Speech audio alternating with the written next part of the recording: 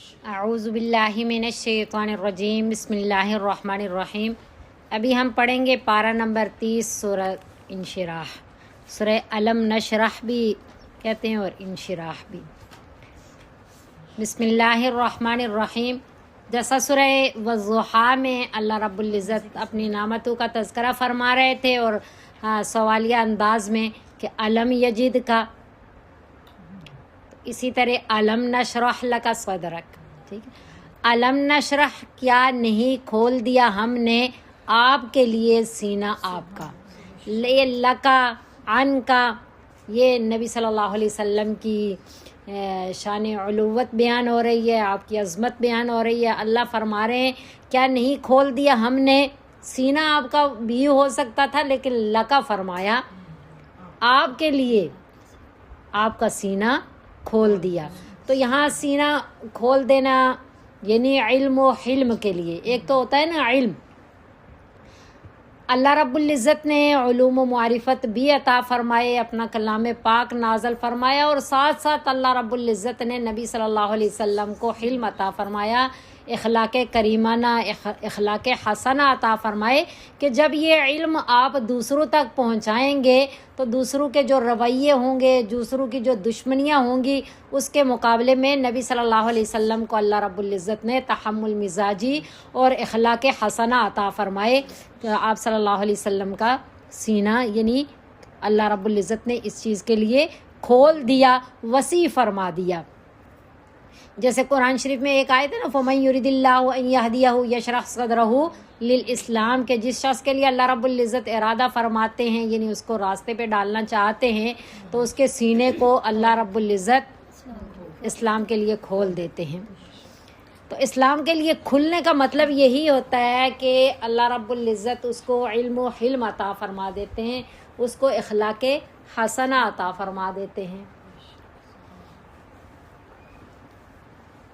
وَوَضَعْنَا، اور ایک انشراح سرد سے ظاہری طور پہ نبی صلی اللہ علیہ وسلم کا جو فرشتوں کے ذریعے اللہ رب العزت نے سینہ چاک کروایا تھا، بعض مفسرین فرماتے ہیں کہ یہاں سے وہ مراد ہے۔ وَوَضَعْنَا عَنْكَ وِزْرَكَ، اور اتار دیا ہم نے آپ سے آپ کا بوجھ، الذی، وہ بوجھ کہ انقض ظہرک، جس نے آپ کی کمر جھکا دی تھی۔ تو یہاں بوجھ سے کیا بوجھ مراد ہے؟ تو مفسرین حضرات فرماتے ہیں کہ نبی صلی اللہ، یہ جائز اور مباح کام، جو جائز ہیں اور مباح ہیں، ایسے کام نبی صلی اللہ علیہ وسلم کبھی حکمت و مصلحت سے کر لیتے تھے، کوئی حکمت ہوتی تھی، کوئی مصلحت ہوتی تھی، اور بعد میں نبی صلی اللہ علیہ وسلم کو پتہ چلتا کہ یہ خلاف اولا ہے یا حکمت کے خلاف ہے، تو نبی صلی اللہ علیہ وسلم بہت زیادہ رنجیدہ ہو جاتے، حالانکہ یہ کوئی گناہ نہیں تھا، کچھ بھی نہیں، لیکن نبی صلی اللہ علیہ وسلم کو جو اللہ تعالیٰ کا تقرب ملا ہوا تھا، قرب ملا ہوا تھا، اس کی وجہ سے نبی صلی اللہ علیہ وسلم بہت پریشان ہو جاتے کہ اللہ تعالیٰ کے کا قرب ملا ہوا ہے، اور ایسے جائز و مباح کام جو خلاف اولا تھے یا حکمت کے خلاف تھے تو مجھ سے کیوں سرزد ہوئے؟ تو نبی صلی اللہ علیہ وسلم بہت دکھی ہو جاتے۔ تو اللہ رب العزت نے یہاں نبی صلی اللہ علیہ وسلم کو فرما دیا کہ آپ بالکل بھی پریشان نہ ہوں، اس میں کسی قسم کا کوئی مواخذہ نہیں ہے، کوئی پکڑ نہیں ہے، کوئی گناہ نہیں ہے، اللہ کی ناراضگی نہیں ہے، آپ اپنے سر سے یہ بوجھ اتار دیں، اس کے لیے مت پریشان ہوا کریں۔ وَوَضَعْنَا عَنْكَ وِزْرَكَ الَّذِي أَنقَضَ ظَهْرَكَ، ایک یہ، اور دوسری بات یہ ہے کہ نبی صلی اللہ علیہ وسلم کی ایک کہ آپ صلی اللہ علیہ وسلم کو اللہ رب العزت نے جو علم عطا فرمایا نا، قرآن شریف کی جب یہ آیت پڑھے نا تو وہاں دیکھیں کہ حکم، یا ایھا الرسول بلغ ما انزل الیک من ربک، اے رسول صلی اللہ علیہ وسلم آپ پہنچا دیجئے جو کچھ بھی، ماں کا مطلب ہوتا ہے کوئی بھی بات رہے نا، جو کچھ بھی اللہ رب العزت نے آپ پہ نازل فرمایا آپ لوگوں تک پہنچا دیجئے۔ اور پھر ساتھ اللہ نے کیا فرمایا، فَإِن لَّمْ تَفْعَلْ فَمَا بَلَّغْتَ رِسَالَتَهُ، اگر ایسا نہ کیا تو آپ نے رسالت کا منصب جو ہے اس کے حق کی ادائیگی نہیں کی۔ تو نبی صلی اللہ علیہ وسلم جو ہے، آپ صلی اللہ علیہ وسلم کی داڑھی مبارک میں چند بال جب سفید ہو گئے تو آپ صلی اللہ علیہ وسلم نے فرمایا، بعض روایات میں آتا ہے کہ مجھے سورہ ہود نے برا کر دیا، اور بعض میں آتا ہے کہ فاستقم کما امرتا نے مجھے بوڑھا کر دیا، کہ فاستقم پس اسی طرح مستقیم رہیے، کما امرتا جس طرح آپ کو کہا گیا ہے، بالکل جس طرح کہا گیا اسی طرح آپ استقامت سے چلیے، یعنی کسی قسم کی کمی بیشی نہ ہو، من و عن عمل کرنا ہے اور پہنچانا ہے۔ تو یہ نبی صلی اللہ علیہ وسلم پہ بہت بوجھ تھا، تو یہ بھی اللہ رب العزت نے جو ہے ورفعنا لک ذکرک اور تسلی دی کہ آپ اس کے لیے اتنا پریشان نہ ہوں۔ تو ایک انشراح صدر ہے، ایک بوجھ کا اتار دینا ہے، اور تیسرا اللہ رب العزت نے بیان فرمایا ورفعنا لک ذکرک، اور بلند کر دیا ہم نے آپ کے لیے آپ کے ذکر کو۔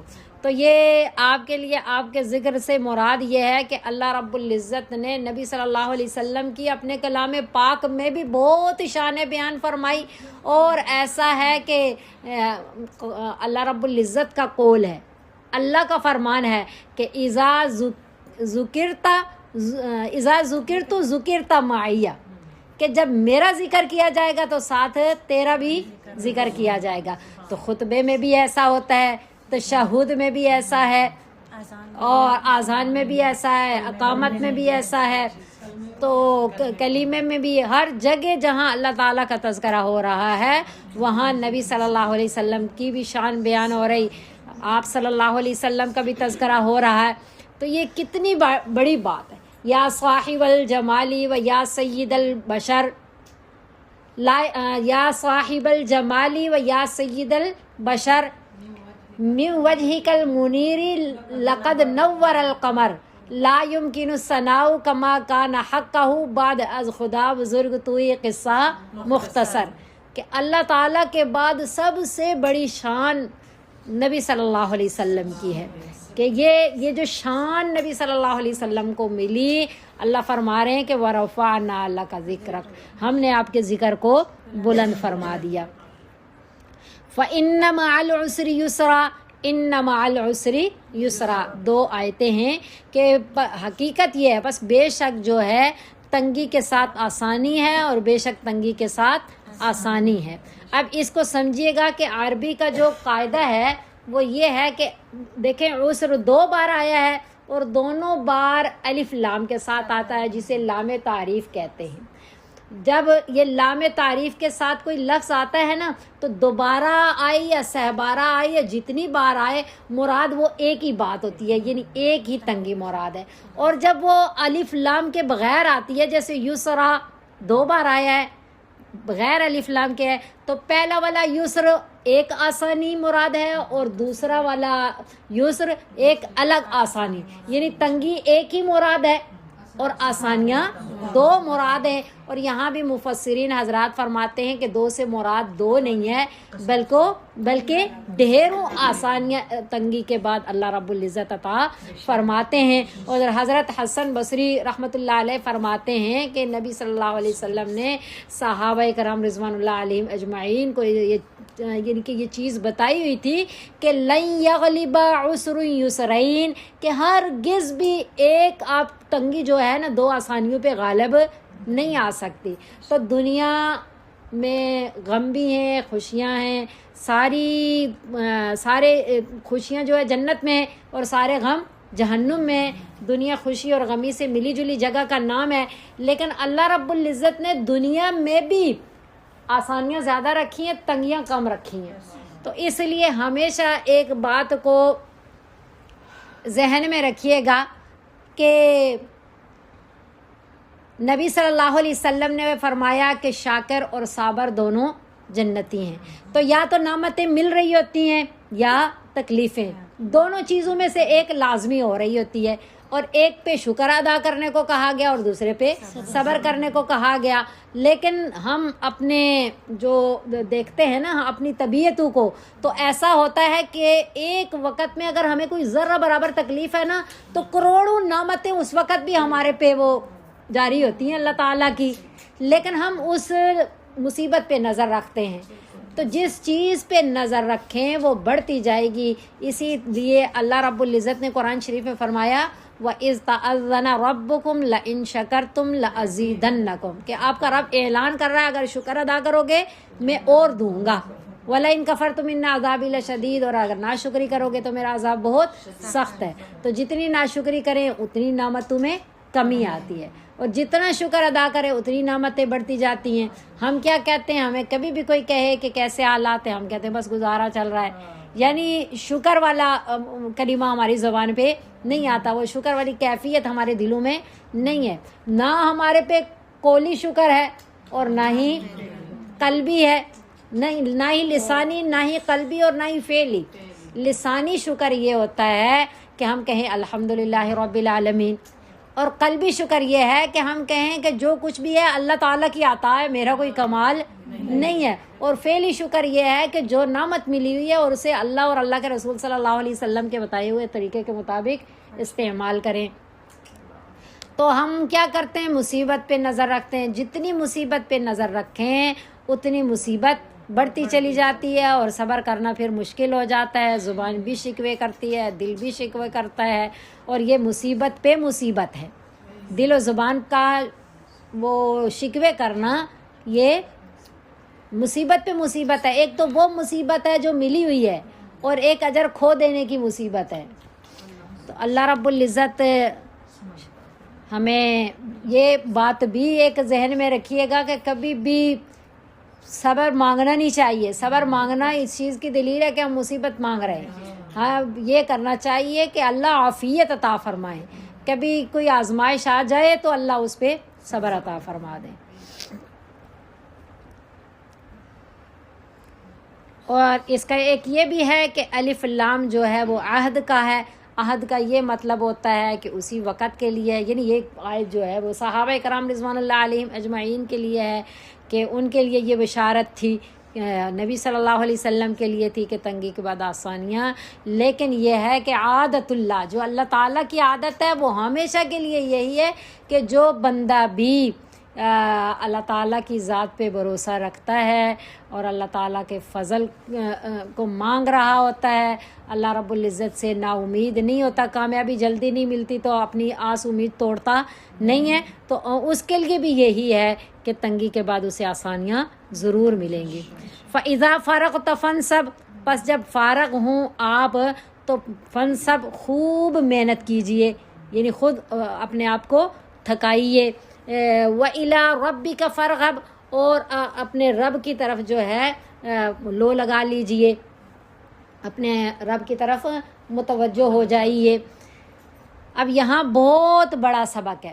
فَإِذَا فَرَغْتَ فَانْصَبْ وَإِلَىٰ رَبِّكَ فَارْغَب کہ جب آپ دین کی تبلیغ, اصلاح الناس, لوگوں کی اصلاح سے اور تبلیغ سے جب آپ فارغ ہوں تو پھر اپنے رب کی طرف لو لگا لیجئے. تو دو طرح کی عبادات ہیں. ایک عبادت ہے بالواسطہ, یعنی لوگوں کی اصلاح کے ذریعے عبادت, جب لوگوں کے نفع کے لیے یا لوگوں کی اصلاح کے لیے محنت کی جاتی ہے, تبلیغ کی جاتی ہے, یہ بھی عبادت ہے. لیکن ایک ہے بلا واسطہ, کوئی واسطہ نہیں ہے, وہ عبادت ہے جو بندہ اکیلے میں اپنے رب سے راز و نیاز کرتا ہے, عبادت و ریاضت کرتا ہے, اللہ تعالیٰ کی طرف توجہ کرتا ہے, ذکر اللہ کرتا ہے. تو اس کے لیے الی ربک فارغب ہے. فَإِذَا فَرَغْتَ کیونکہ اللہ رب العزت نے اصل میں انسان کو کس لیے پیدا کیا, وَمَا خَلَقْتُ الْجِنَّ وَالْإِنسَ إِلَّا لِيَعْبُدُونَ, عبادت کے لیے. تو اصل عبادت اسے کہتے ہیں جو بلا واسطہ ہے, جو واسطے کے ساتھ ہے. آپ دیکھیں مفسرین حضرات فرماتے ہیں کہ اللہ رب العزت فرمائے فَإِذَا فَرَغْتَ, مثلاً یہ جو بالواسطہ عبادت ہے, جو اصلاح الناس ہے, وہ ایک ضرورت ہے کہ دوسرے کی اصلاح کی جائے, اس سے فراغت ہو سکتی ہے, لیکن وَإِلَىٰ رَبِّكَ فَارْغَب سے فراغت کبھی بھی نہیں ہو سکتی. یعنی کہ جو جتنا بھی کوئی دین کی محنت کر رہا ہو اس کے لیے لازم ہے کہ وہ الگ طور پہ اپنی عبادت بھی کرے، اپنی ریاضت، کیونکہ جب تک عبادت و ریاضت نہیں کرے گا، توجہ اللہ نہیں ہوگا، ذکر اللہ اپنا نہیں ہوگا، تب تک اس کی تبلیغ و تعلیم میں نہ ہی وہ مؤثر ہوگا اور نہ ہی وہ نور آئے گا اور نہ ہی وہ اپنے لیے یا دوسرے کے لیے فائدہ مند ہوگا۔ تو اس لیے لازم ہے کہ پہلے اپنی بیٹری چارج کی جائے تو پھر دوسروں پہ محنت کی جائے۔ اور دوسروں پہ محنت کے لیے بھی اللہ نے ایک لفظ استعمال کیا، کیا فرمایا؟ فن سب، اتنی محنت ہونی چاہیے کہ جس میں آپ کو تھکان محسوس ہو۔ یہ نہیں ہے کہ صرف راحت کی بات ہے، جتنا آسانی تھی یا جتنا یہ ہے کہ آسانی کے ساتھ کر لیا تو بہت ہو گیا، نہیں، فن سب، خوب محنت کیجیے، اپنے آپ کو تھکائیے اس میں۔ تو یہ جو ہے دونوں کام ضروری ہیں، اور نبی صلی اللہ علیہ وسلم کو تو، پیغمبروں کو تو بھیجا ہی اسی لیے جاتا ہے کہ اصلاح الناس کے لیے، لیکن ان کو بھی یہی فرمایا کہ وَإِلَىٰ رَبِّكَ فَارْغَب، اپنے رب سے لو لگا لیجئے۔ اللہ اکبر کبیرہ۔ اللہ ہمیں عمل کی توفیق عطا فرمائے، دونوں طرح کی عبادات کی توفیق عطا فرما دے، واسطہ بھی اور بالواسطہ بھی۔